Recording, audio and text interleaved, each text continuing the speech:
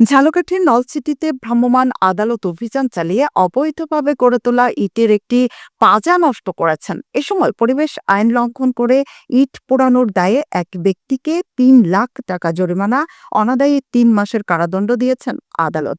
শনিবার ১১ জানুয়ারি দুপুরে উপজেলার কুলকাঠি ইউনিয়নের ১২ কেটিসি ব্রিক্স নামের একটি পাজায় এই ভ্রাম্যমাণ আদালত পরিচালনা করা হয়। নলছিটি উপজেলা নির্বাহী কর্মকর্তা ইউএনও মোহাম্মদ নজরুল ইসলাম ভ্রাম্যমাণ আদালত পরিচালনা করেন। ভ্রাম্যমাণ আদালত জানায়, কেটিসি ব্রিক্স নামের একটি ইটের পাঁজায় অভিযান চালিয়ে ইটভাটার ম্যানেজার লোকমান হাওলাদারকে ৩ লাখ টাকা জরিমানা, অনাদায়ে ৩ মাসের জেল দেওয়া হয়। পরে ইটগুলো ফায়ার সার্ভিসের কর্মীদের মাধ্যমে পানি দিয়ে নষ্ট করে দেওয়া হয়। ইউএনও মোহাম্মদ নজরুল ইসলাম বলেন, লাইসেন্স বা পরিবেশ অধিদপ্তরের ছাড়পত্র ছাড়া ইটভাটা স্থাপন বা চলমান রাখার সুযোগ নেই। লাইসেন্স ছাড়া ইটভাটার বিরুদ্ধে আমাদের অভিযান চলমান থাকবে।